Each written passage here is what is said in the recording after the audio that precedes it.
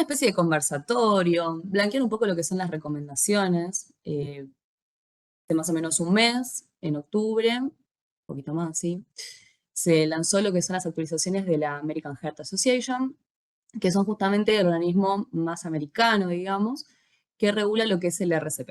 El RCP, como todos saben, se actualiza cada 5 años. La última actualización había sido justo en el 2020, iniciado un par de meses de la pandemia. Entonces, bueno, había unas recomendaciones que tenían justamente ese enfoque y, bueno, tratar de descubrir algunas dudas que teníamos a partir de qué pasaba con la ventilación en ese momento, obviamente el tema de los filtros por el contagio que teníamos con la aerolización de las partículas y bueno, entonces ahora nos cae la actualización 2025 y la idea de esta jornada es básicamente poder conversar y poder desmenuzar, por así decirlo, un poquito todo lo que es el protocolo, las recomendaciones y demás.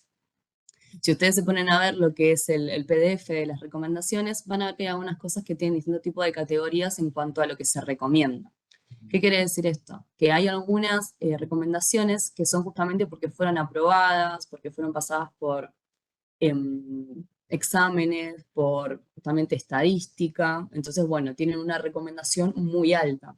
Y van a ver que hay algunas otras cuestiones que todavía están como muy, bueno, esto lo vamos a ir viendo, lo vamos a ir revisando, hay que terminar de probarlo.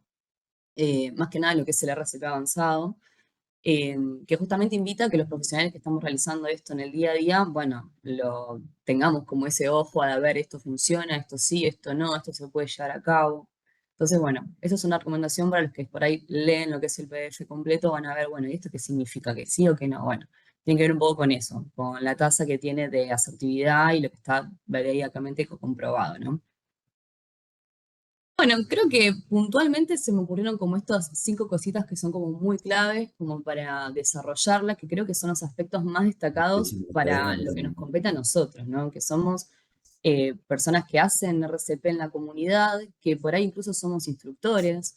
Entonces, un poco la idea de esto es, bueno, ¿cuáles son las cositas que nos llevan a lo que es el RCP básico?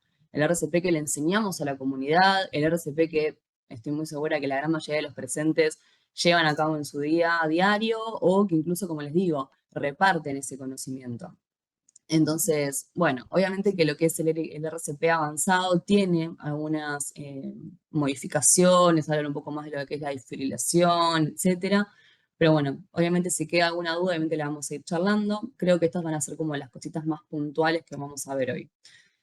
Primero, vamos a hablar de lo que es la unificación de la cadena de sobrevida, que creo que es algo que en su momento estaba justamente la de adulto, intrahospitalaria, extrahospitalaria, pediátrica, etcétera. Un poco lo que apunta este ítem es que justamente hoy unifiquemos criterios. Algo que, digamos, difería una cadena de la otra era lo que era la prevención.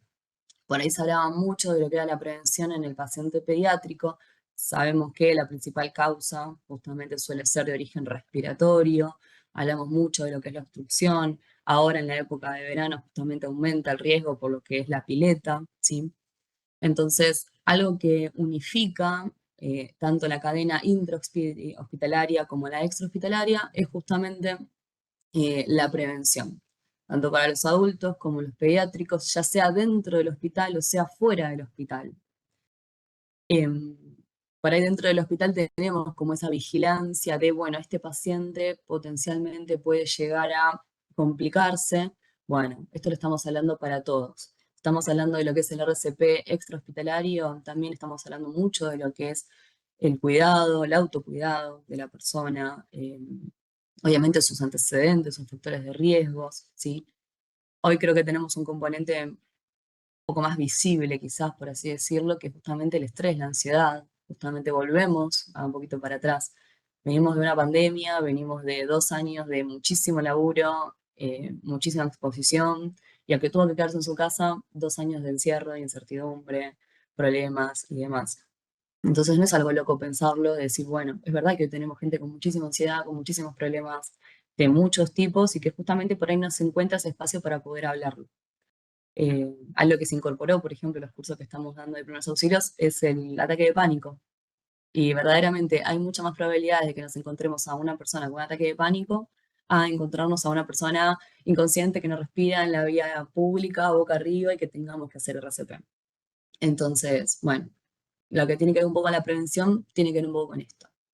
Luego también lo que es la recuperación, porque no estaría sirviendo hacer un RCP que la persona sobreviva, pero que después no pueda volver a insertarse, que tenga justamente muchísimas secuelas. Y se habla de lo que es la recuperación como grupo, como bloque.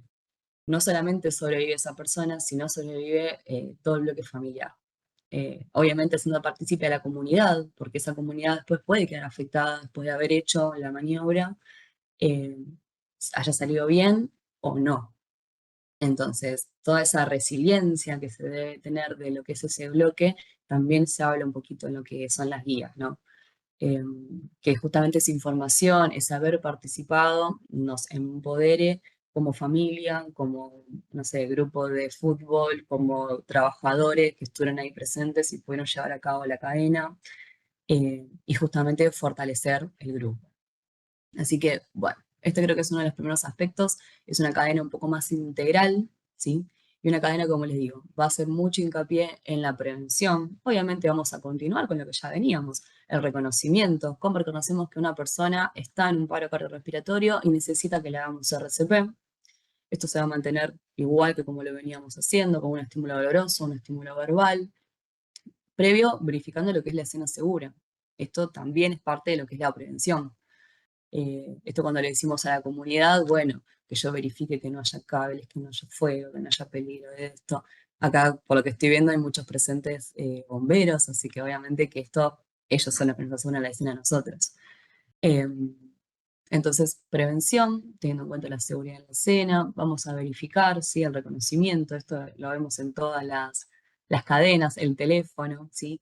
La famosa llamada de emergencia, que ahora la vamos a hablar un poquito más adelante, las compresiones de calidad efectivas, la desfibrilación, y luego, como les digo, continúa obviamente con el RCP avanzado, pero le va a hacer hincapié a la recuperación post-paro. Algunas recomendaciones que tienen que ver con lo que es la comunidad Lego, que creo que es lo que nosotros más nos vamos a enfocar, en darle RCP a lo que es nuestra comunidad, ya seamos trabajadores, ¿sí? Por ejemplo, acá. Una silla de ruedas te vamos a tratar de conseguir. Así no tengo que te lleven como carritos. Creo que hay un micrófono prendido, porque creí que había una pregunta. Quizás recién ingresó, ahí va. Bueno, obviamente, creo que lo dijo Mari, pero si hay alguna pregunta y algo que no se esté quedando del todo claro, obviamente abajo Mari me está ayudando con esto, así que escriban en el chat y en un ratito hacemos una rondita de justamente preguntas, consultas. Un poco la idea de esto es eso, ¿no? Hacer ese intercambio que no sea algo tan estructurado. Bien, cuando vamos a hablar de lo que son las recomendaciones que se le va a dar justamente a la comunidad, insisto, comunidad Lego se le llama a cualquier persona que no se dedique específicamente al área de la salud. O sea, que no vaya a realizar un RCP avanzado con dispositivos y demás.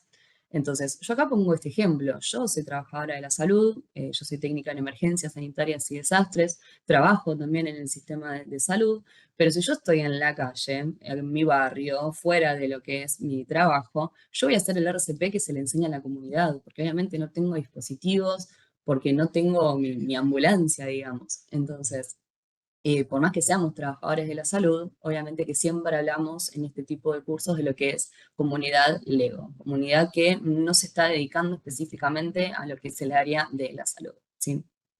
Bien, hincapié en iniciar las compresiones lo antes posible. Esto obviamente que lo venimos hablando y lo venimos sosteniendo, es algo que vuelven a remarcarse, ¿sí? Yo tengo que entender que básicamente cuando yo estoy haciendo el RCP, estoy haciendo que todo ese circuito empiece a funcionar a partir de que yo comprimo el pecho de esa persona. Entonces, todo el tiempo que yo no esté haciendo compresiones, que tarde en iniciar, estoy retrasando, básicamente, como lo digo muy en criollo siempre, esa llegada de agua al tanque. El cerebro es el único órgano que no se va a trasplantar y es el que más justamente está sufriendo en todo esto. Entonces, es importante que yo inicie las compresiones lo antes posible. Ni bien yo detecto que esto es un paro cardiorrespiratorio, obviamente vamos a pedir ayuda, vamos a pedir un DEA, vamos a acomodar un poco esa escena, pero es importante que yo inicie las compresiones lo antes posible. Y esto obviamente nos lleva a el segundo ítem, que es el lugar, superficie rígida, signos de pregunta. Bueno, algo que generó como un poquito de controversia, por así decirlo, es que mantenía esto de que yo no debo retrasar el inicio de las compresiones por querer mover a la persona o modificar el espacio donde yo estoy haciendo RCP. Ellos lo citan como iniciar las compresiones en el lugar que yo me encuentro y ni bien detecto. Acá hacemos como un pequeño paréntesis. Obviamente que menciona que lo ideal va a ser que yo haga las compresiones en una superficie rígida, que como todos sabemos, el RCP lo ideal es que lo hagamos en el piso, ¿sí?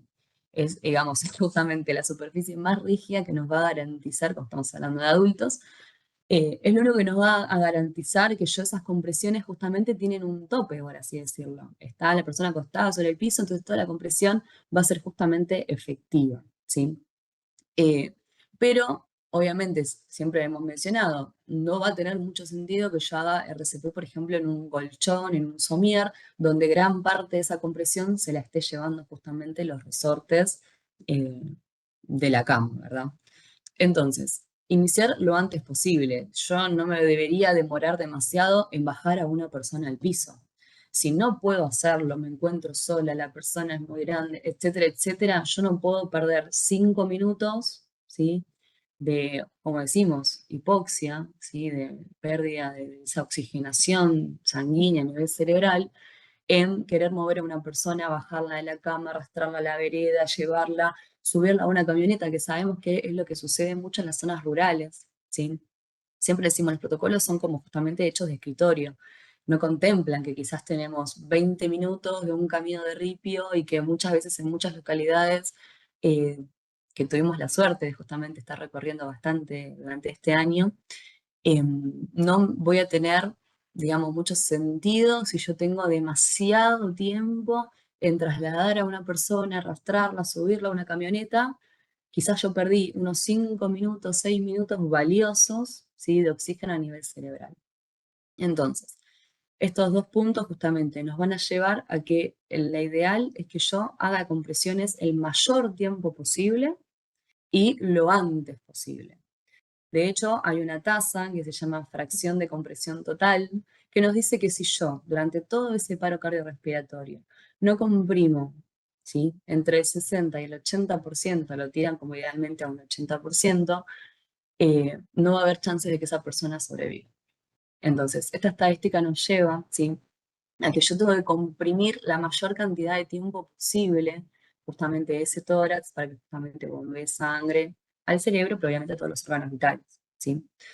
Entonces, no es que vamos a hacer RCP en la cama, no es que nos está tirando para atrás en el piso, pero sí nos va a decir que tenemos que iniciar lo antes posible y que no demoremos en iniciar. Cuando hablamos del RCP transtelefónico, hacemos un poco hincapié a lo que ya un poco venimos mencionando, ¿sí? Esto de no pedir una ambulancia y cortar enseguida ese teléfono, ¿sí? Esto es algo que hacemos mucho hincapié y que de hecho nos tomamos bastantes minutos cuando damos los cursos en, bueno, ¿cómo le explico a esa comunidad cómo hacer la llamada de emergencias? En ese momento todo es crítico, todo parece que demora una eternidad y para esa persona le genera obviamente mucha ansiedad quedarse en ese teléfono. Hay que hacer mucho hincapié cuando transmitimos toda esta información de, bueno, ¿a qué número llamamos para pedir una ambulancia? Esto lo hablamos en todos los cursos. Y todavía hay algún que otro 911 en la cabeza. Y es normal, lo vemos en las películas, lo tenemos escrito por todos lados. Desde chiquititos sabemos que es el 911. Bueno, nuestro sistema hoy maneja quizás otro número. ¿Por qué digo quizás? Hemos ido justamente a localidades donde no en todos los lugares se utiliza el número del 107. Entonces, no es que tengamos que ponernos en exigentes en que todos utilicemos este número. El protocolo yo creo que se debe amoldar a lo que es esa comunidad. Y si esa comunidad maneja un 107 que tiene un número dentro del hospital y que ese número nadie lo atiende y que todos se manejan con un número fijo, con un celular, con otro número de referencia, el número de la sala, el número de los bomberos. Muchas comunidades nos han comentado de que no, bueno, llaman primero a los bomberos. Entonces, enseñarle a esa comunidad a qué número va a ser lo ideal que llamen. Sucede en muchos lugares que como el referente es tan conocido justamente, no, bueno, si a mí me pasa algo, yo lo llamo a Héctor. Y por ahí Héctor justamente logra hacer esa comunicación, porque tiene el contacto, porque llama al de salud, porque llama al hospital, pide esa ambulancia. Pero primero que nada, Héctor es una persona. Héctor puede tener vacaciones, puede estar comiéndose un asado, puede estar haciendo cualquier tipo de actividad, ¿sí? Y justamente no es la manera de comunicarnos adecuadamente, porque volvemos a lo mismo, se pierde tiempo. Ese Héctor tiene que llamar al hospital o llamar al cuartel y de ahí hacer toda una comunicación y volvemos a lo mismo. Ese teléfono descompuesto demora tiempo. Acá necesitamos que la persona arranque a comprimir lo antes posible y que esa ambulancia con los recursos adecuados llegue lo antes posible. Obviamente quieren mandarnos a bomberos, quieren mandarnos un escuadrón de defensa civil, va a ser ideal y va a estar buenísimo, porque quién mejor es que justamente reemplacen o ayuden a esa persona de la comunidad en mis 2 minutos de compresiones, 2 minutos, 2 minutos, 2 minutos, 2 minutos. Cuando llega la ambulancia, esa persona está justamente con su cerebro con todas las posibilidades. Entonces, afinemos y tratemos de comunicarles a nuestra comunidad. Hoy usamos el Instagram, usamos el Twitter, usamos Facebook. No está mal hacer algún cartelito, alguna publicación, algún flyer de recordemos los números de emergencias. E insisto, si esa comunidad no utiliza el 107, bueno, acá se utiliza 42, tanto, tanto, tanto, tanto, tanto, y que toda esa comunidad sepa que ese es el número. Cuando hablamos del RCP transtelefónico, apuntamos a esto, porque apuntamos a que ese radio operador esté capacitado para acompañarme mientras tanto en toda esta situación. No es lo mismo hacer las compresiones porque me acuerdo que tomé un curso hace unos meses y estoy súper nerviosa a que haya una voz en ese teléfono que me guíe en toda esta situación. No solo porque me van a guiar con lo que son las compresiones, sino porque también me van a estar guiando en preparar esa escena para cuando llegue el servicio de emergencias. Me van a dar indicaciones de todo tipo, me van a ir avispando, por así decirlo, en que yo tengo que tener un acceso a esa casa o a esa institución o a ese club lo más claro posible. Que haya alguien en la vereda que me guíe a la ambulancia hasta donde está la víctima. Estoy en un lugar que, no sé, es un espacio muy amplio. Imagínense un polideportivo, una cancha, algo de esto. Es desesperante ir cortando semáforos para cuando llegas al lugar que nadie sepa dónde está esa víctima. Entonces, bueno, que alguien me guíe hasta dónde está la cancha 3 de hockey. ¿Qué sé yo dónde está la cancha 3 de hockey? Es muy importante que toda esa escena esté esperando a la ambulancia y que acorte los tiempos, que es lo importante acá. Entonces, me van a dar indicaciones desde que abra la puerta, desde que trabe un ascensor, desde que encierra a los perros. Yo los amo, tengo dos, espero que no ladren en breve. Pero verdaderamente los perros se nos pueden volver una escena insegura para nosotros. Son fantásticos estos animalitos y van a cuidar a los suyos. Entonces, un perro nervioso en una escena con todos sus familiares nerviosos, con gente extraña, sirenas, ruidos y cosas, obviamente que lo pueden alterar y pueden hacer que nos ataquen y nos muerdan. Eh, Nos van a ir dando otro montón de indicaciones. Lo primero que nos van a pedir es un número de teléfono y expliquémosle a la gente que no me van a ir a rastrear ni me van a ir a llamar cuando piden mi número de teléfono. Es por si se corta justamente esa comunicación. Entonces, el radio operador del servicio de emergencias empieza a tener un rol con mucha más presencia en este tipo de escenas. Que todo obviamente lo estamos trabajando para usted, pero se apunta a que ese radiooperador me acompañe en toda la situación. Me va a pedir la dirección lo más exacta, me va a pedir un número de teléfono, me va a dar indicaciones de RCP y me va a dar un refuerzo de todas las otras cosas que esa ambulancia necesita para cuando llega. Me van a ir pidiendo datos, me van a ir pidiendo edad, me van a ir pidiendo antecedentes médicos, si toma medicación, van a hacer un montón de preguntas justamente dirigidas. Y expliquémosle a la comunidad que la idea de esto es que ese radiooperador se quede conmigo toda la llamada y que mientras tanto el compañero de al lado es el que le está enviando la información al equipo de respuesta. Tenemos muy en la cabeza que hasta que esa persona no me corta, no me está viendo ninguna ambulancia. Y esto suele ser un error de concepto. El compañero de al lado es el despachador, ¿sí? Tenemos radiooperadores y despachadores. Ese despachador es el que le está enviando toda esta información al personal de la ambulancia que se está dirigiendo a esa escena. Por último, en lo que es esta filmina, hablamos de lo que es la posición frente-mentón, que eso es algo que suele surgir mucho en los cursos. Che, ¿y qué pasa si la persona está traumatizada? O sospechamos o no lo sabemos. ¿Qué hacemos? ¿Le hacemos la elevación de frente-mentón, la posición, ¿sí? ¿Lo hacemos o no lo hacemos? Y esto es algo que ya un poco también lo veníamos mencionando, como les digo, hay muchas cosas en lo que es este protocolo, esta actualización, que reafirmaron cositas que ya veníamos medio hablando, pero que bueno, ahora las escribieron. Entonces, una es lo de la posición de frente-mentón. La pregunta estaba en, ¿posiciono vía aérea o cuido ese cuello porque potencialmente podría llegar a haber una lesión?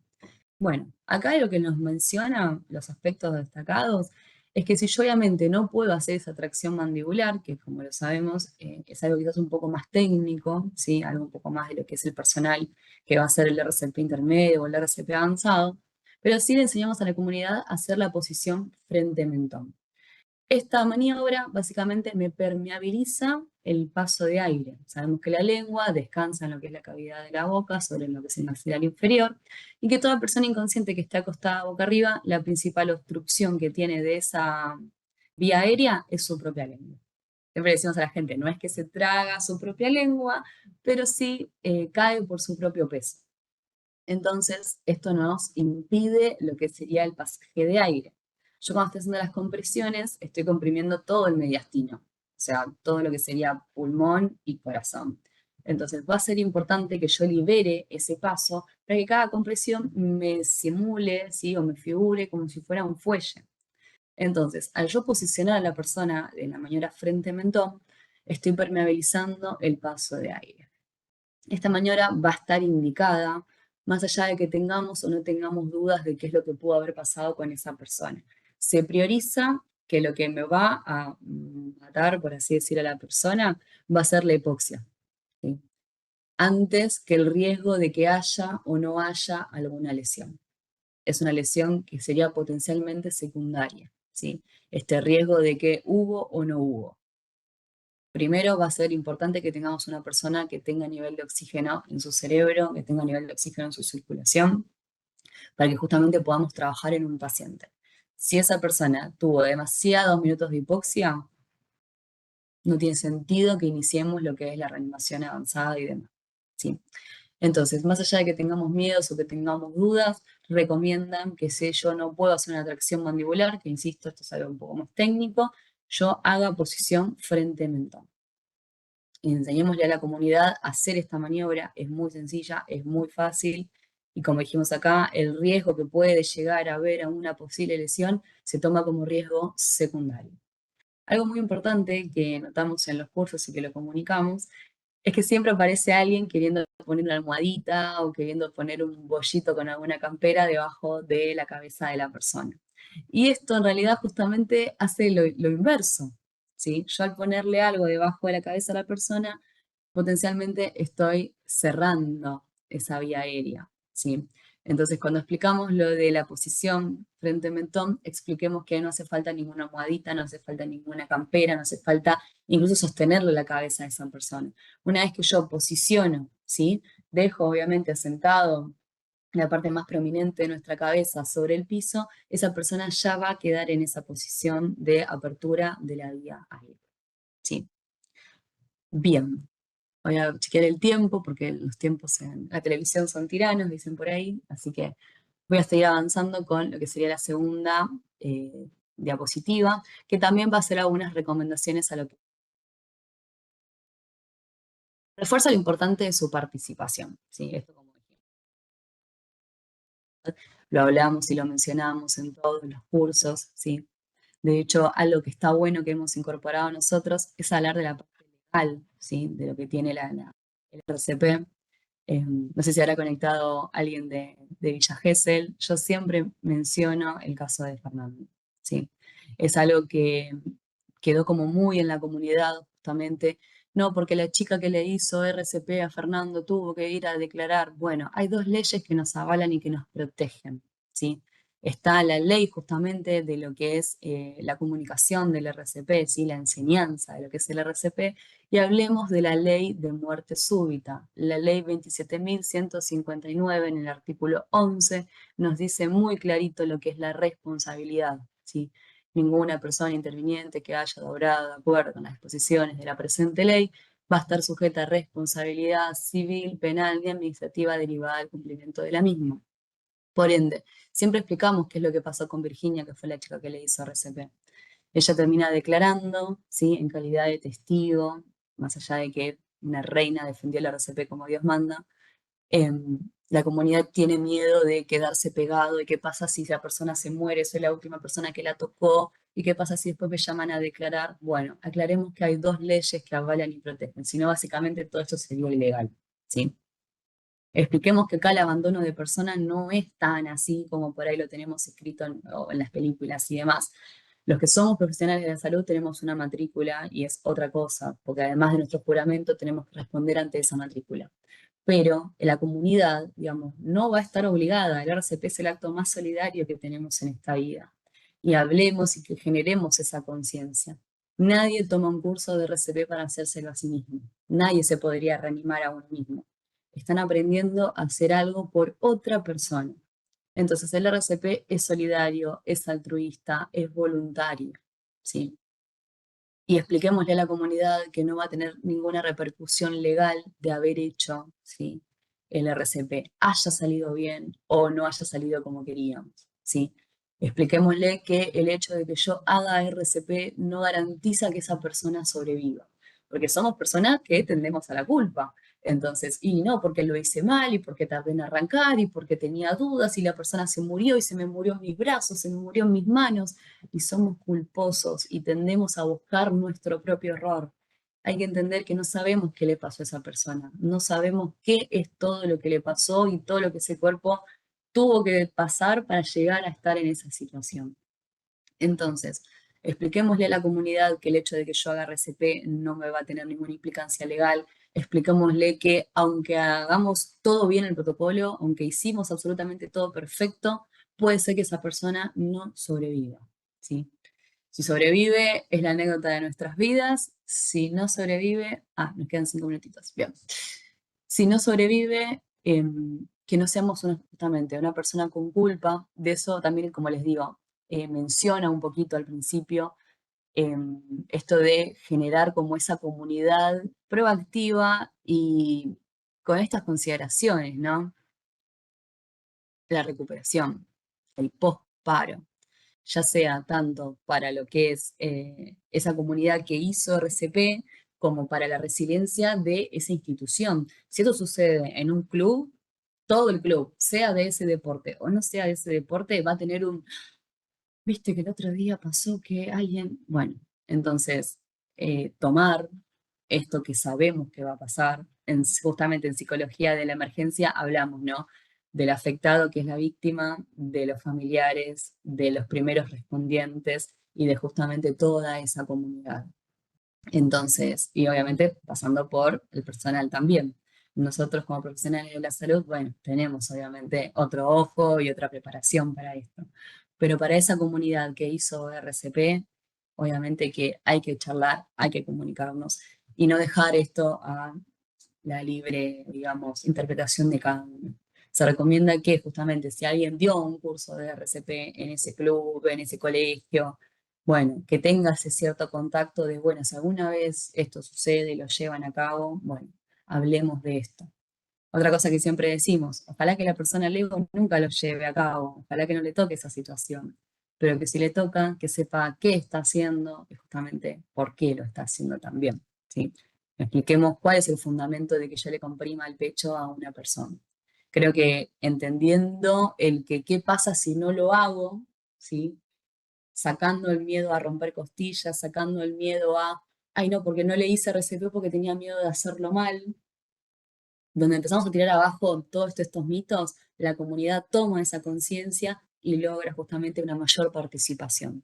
Si entendemos que si yo no le comprimo el pecho a esa persona, no estoy bombeando sangre a sus órganos vitales, bueno, ¿qué puede ser peor que estar esperando hay que desterrar el, no lo toquen, espera que llegue la ambulancia, hay que desterrarlo, ¿sí? Si llega la ambulancia pasados 15, 20 minutos y nadie hizo algo por ese cerebro de esa persona, constatamos lamentablemente un fallecimiento. Ahora, hicimos RCP en la comunidad lo llevó a cabo, bien, mal, más o menos, como sea, va a ser muchísimo mejor a un cerebro con muchísima hipoxia y un cerebro con justamente mucho daño. No sé cuánto tiempo nos queda, Mari, no sé si a vos te marca. Hola Ale, sí, en un cachito se va a ir cortando, más que nada para que sepan los demás que nos volvemos a incorporar con el nuevo link, ¿sí? Así que bueno, estén atentos y se vuelven a ingresar, ingresamos todos y sigue Alessandra hablando, ¿sí? Buenísimo. ¿Hasta acá hay alguna duda, alguna pregunta? Así no sigo con el siguiente tema porque seguramente quede cortado. Si hay alguna preguntita, algo. Bien. Bueno, acá veo que hay muchos que están justamente comentando para recibir los certificados. Buenísimo. Recuerden que esto también después queda subido. Sí, todo perfecto. Gracias, Eduardo. Obviamente para que los compartan, para que lo puedan ver, para que lo puedan, justamente si alguien justamente no se pudo conectar en este momento, que pueda acceder a todo esto luego, ¿sí? Para lo que va a ser la segunda jornada, digamos, la segunda parte de esta conexión, vamos a hablar un poquito más de lo que es el RCP, ¿sí? Estos 3 puntitos que quedaron acá para hablar. Y vamos a hablar un poco de lo que más nos generó incertidumbre. ¿Qué hacemos con los bebés? ¿Qué hacemos con la maniobra de Hemlich? Ahora lo vamos a retomar, ¿sí? No sé si quieren cerrar y quieren que arranquemos en el otro. Mari, vos me dirás.